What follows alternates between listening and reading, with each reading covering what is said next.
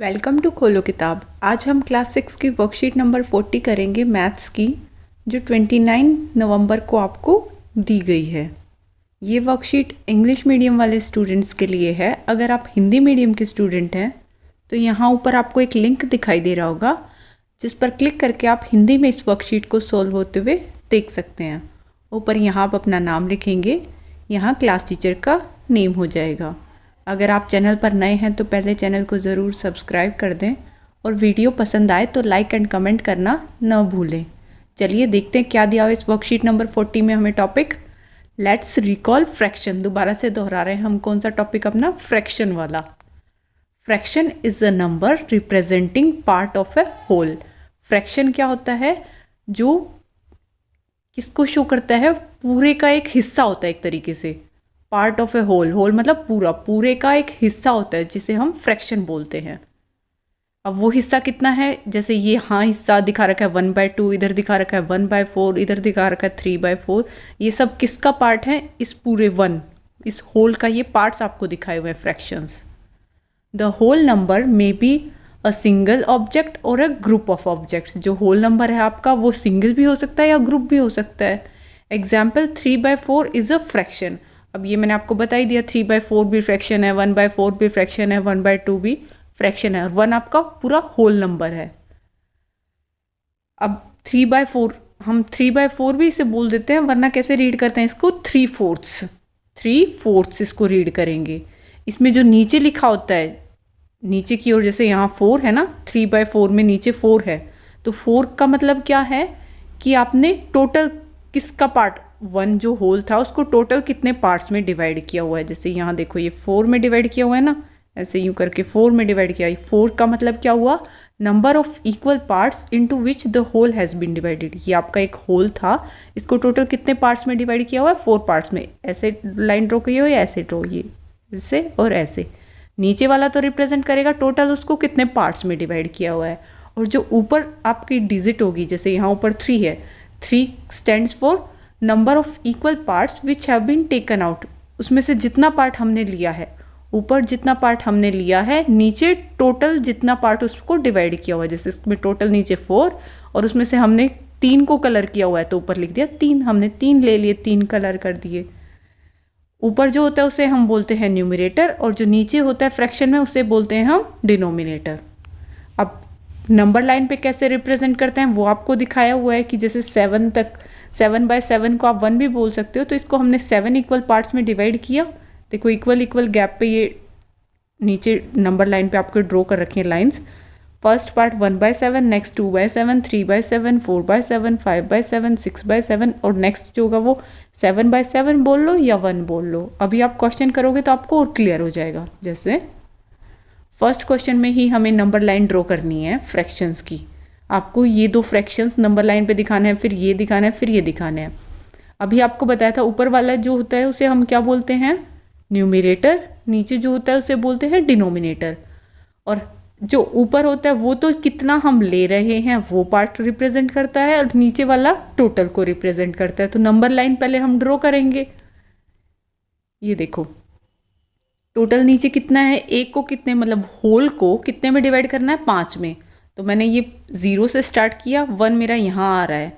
मैंने इतना बड़ा 1 किया है। क्यों किया है? क्योंकि उसको फिर मैंने 5 हिस्सों में डिवाइड करना है। तो ये 1/5, 2/5, 3/5, 4/5, 5/5। 5/5 को मैं क्या बोल सकती हूँ? 1 बोल सकती हूँ। मतलब होल को कितने में डिवाइड करना है? नीचे जो लिखा हुआ है 5 में डिवाइड किया। 1/2, 1/5, 2/5, 3/5, 4/5, 5/5 हमने लिखा। अब आपको रिप्रेजेंट क्या क्या करना है? एक तो 2/5, तो आप 2/5 पे सर्कल करेंगे, और एक 4/5, तो आप 4/5 को भी सर्कल करेंगे। आप ऐसे नंबर लाइन ड्रॉ करके और फिर इन पॉइंट्स को सर्कल कर देंगे। ये ध्यान रखना ये गैप इक्वल होना चाहिए हमेशा। जब भी आप फ्रैक्शंस करते हो ऐसे अनइक्वल नहीं करना होता, कोई एक बिल्कुल पास लगा दी, दूर लगा दी। नंबर लाइन में सब में इक्वल गैप होता है आपका। और ये नीचे 5 था, ऊपर 2 था, तो ये 2/5 आपका है, ये आपका 4/5 है। टोटल यहाँ 5/5 कह लो इसको या 1 कर लो। ये एक्स्ट्रा मैंने वैसे ड्रॉ कर दी, आपको इतनी ही ड्रॉ करनी थी। नेक्स्ट सेकंड क्वेश्चन है 4/7 एंड 6/7। मतलब हमें टोटल कितने 7 करने पड़ेंगे पहले तो। 7 हिस्से करने पड़ेंगे और उनमें से 4 को लेना है एक बार 6 को लेना है 7 हिस्सों में से। तो आप वही नंबर लाइन ड्रॉ करोगे 7 तक।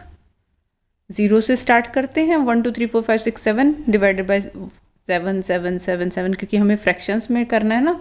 और 7/7 को आप 1 भी कह सकते हो। होल को हमने 7 पार्ट्स में डिवाइड किया। फिर एक बार हमें 4 लेने हैं, एक बार 6 लेने हैं 7 में से। तो एक बार 4/7 को सर्कल कर दोगे और इधर 6/7 को, दोनों को रिप्रेजेंट करके दिखाना है ना आपको नंबर लाइन के ऊपर फ्रैक्शंस को। तो आप इसको सर्कल करेंगे और इसको सर्कल करेंगे। ऐसे ही नेक्स्ट में आपको 8 तक करना है, फिर 2/8 और 5/8 को रिप्रेजेंट करना है। तो ये हमने ड्रॉ कर दी नंबर लाइन, और फिर इस पे 2/8 ये रहा और 5/8 ये रहा। आपको ऐसे सर्कल करके भी दिखाने हैं। अब नेक्स्ट क्वेश्चन देख लेते हैं। नेक्स्ट सेकंड क्वेश्चन क्या दिया हुआ है, write the fraction for point A and point B. आपको पॉइंट ए के लिए और पॉइंट बी के लिए क्या फ्रैक्शन बन रही है वो बतानी है। जैसे यहाँ देखो, ये ग्रीन पॉइंट पे ए दिखा रखा है आपको इस फर्स्ट क्वेश्चन में। ये ग्रीन पॉइंट यहाँ पूछ रहा है क्या बनेगा आपका फ्रैक्शन, और पॉइंट बी, ये पिंक कलर का बी पॉइंट यहाँ इस लाइन पे, यहाँ नंबर लाइन पे। तो आपको 3 का बताना है और जो यहाँ डॉट है इसका बताना है क्या बन रहा है। ये देखो कैसे सॉल्व करते हैं इसको। टोटल हर एक को कितने हिस्सों में कर रखा है, 1 2 3 4, हर एक को 4, 1 2 3 4, 1 2 3 4, ऐसे हर एक को 4 हिस्सों में कर रखा है। यहाँ 1 बन रहा है, फिर 2 बन रहा है, फिर 3 बन रहा है। ये कैसे हुआ, 1/4, 2/4, 3/4, 4/4। 4/4 को हम 1 भी कह देते हैं। तो ये 4/4 1 तो कंप्लीट हो गया। अब फिर दोबारा आगे जब बढ़ेंगे तो हम 1 तो साथ लेके चलेंगे, जो कंप्लीट हो चुका आपका होल नंबर वो तो साथ रहेगा। ये कितना बनेगा, 1 and 1/4, 1 and 2/4, 1 and 3/4, और नेक्स्ट आपका क्या हो जाएगा, 2 हो जाएगा। फिर उसके बाद फिर से 2 को लेके चलेंगे। अब 2 तो पूरे हो गए हमारे, तो 2 तो साथ रहेगा ही रहेगा। बाकी 1/4, 2/4, 3/4 साथ में आएगा, और फिर 2 4/4 वो वही आपका 3 बन जाएगा। तो आपका ए पॉइंट पे क्या आया, ए पे आपका 3 आया। वो सीधा भी हमें दिख रहा था। ए पॉइंट पे आपका क्या आ रहा है, 3 आ रहा है। फ्रैक्शन नहीं है, ये पूरा होल नंबर दिखाया हुआ है आपको। फ्रैक्शन इसमें एक्स्ट्रा ऐड हो ही नहीं रही है। 3 को आप 2 4/4 ऐसे करके लिखते, वो 1 2 + 1 3 ही बनता आपका। तो आपने 3 लिख दिया डायरेक्ट। नेक्स्ट क्वेश्चन को भी ऐसे ही करेंगे। इस नंबर लाइन को पहले हम ऐसे रिप्रेजेंट करेंगे कितना फ्रैक्शंस बन रही हैं। जैसे इस नंबर लाइन को हर एक को देखो, 0 से 1 के बीच में कितने हैं, 1 2 3 4 5 6 है ना। तो हर एक पे आप लिखते जाओगे। 0 के बाद 1/6, 2/6, 3/6, 4/6, 5/6, और यहाँ आपका 6/6 बोल सकते हो इसको, या 1 बोल सकते हो। ये वाला जो पॉइंट है आपका, ये वाला 1 या 6/6 है।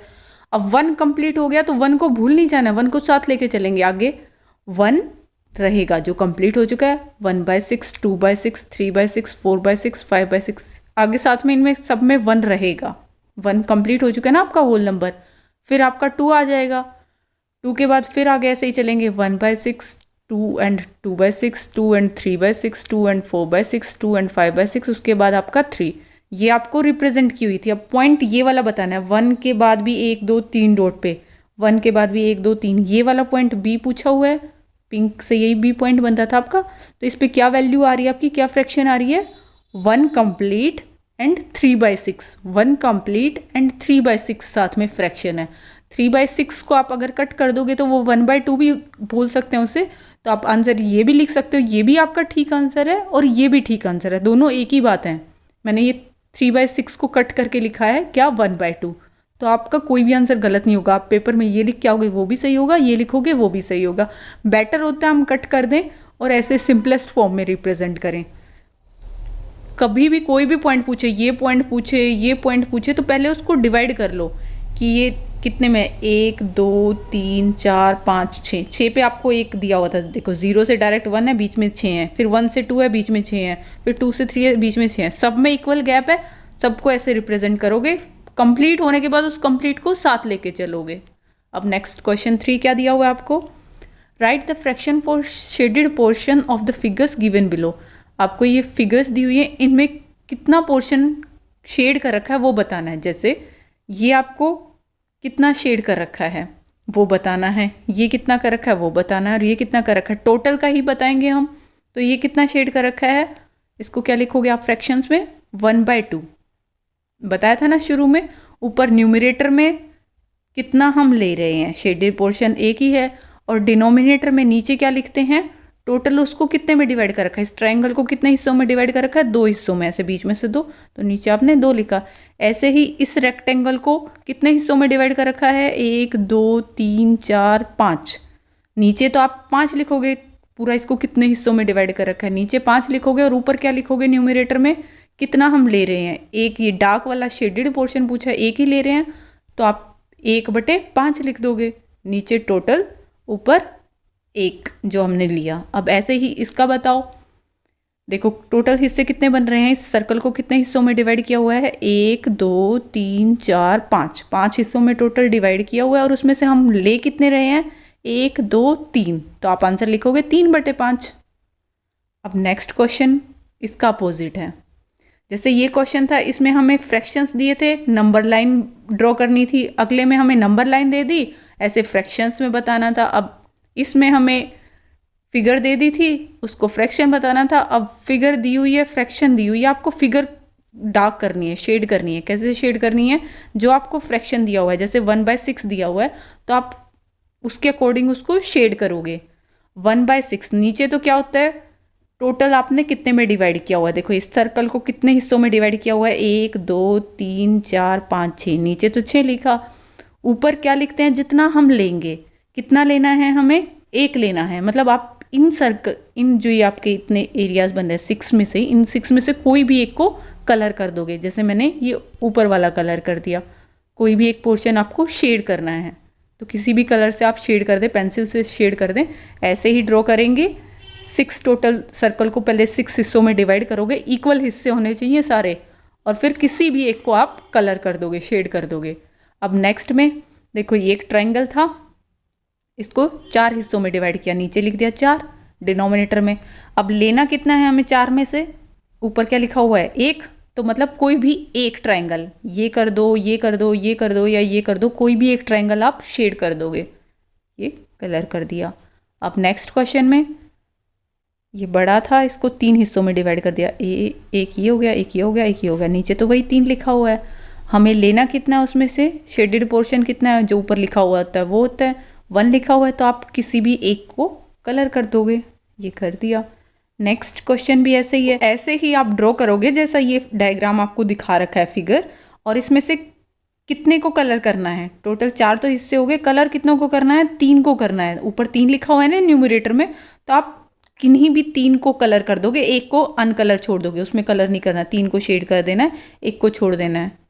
अब नेक्स्ट क्वेश्चन भी ऐसे ही है, इस पूरे को 9 हिस्सों में डिवाइड कर रखा है, जो हमने न्यूमरेटर में लिख रखा है 9 टोटल, और उसमें से कितने हमें लेने हैं, शेड कितने करने हैं, 4, तो आप कोई भी 4 शेड कर देंगे। जैसे ये स्टार्टिंग वाले 4 शेड कर दिए। आपकी वर्कशीट इसी के साथ कंप्लीट हुई। मिलते हैं नेक्स्ट वीडियो में अगली वर्कशीट के साथ। Don't forget to like, comment, share and subscribe the channel. Thank you.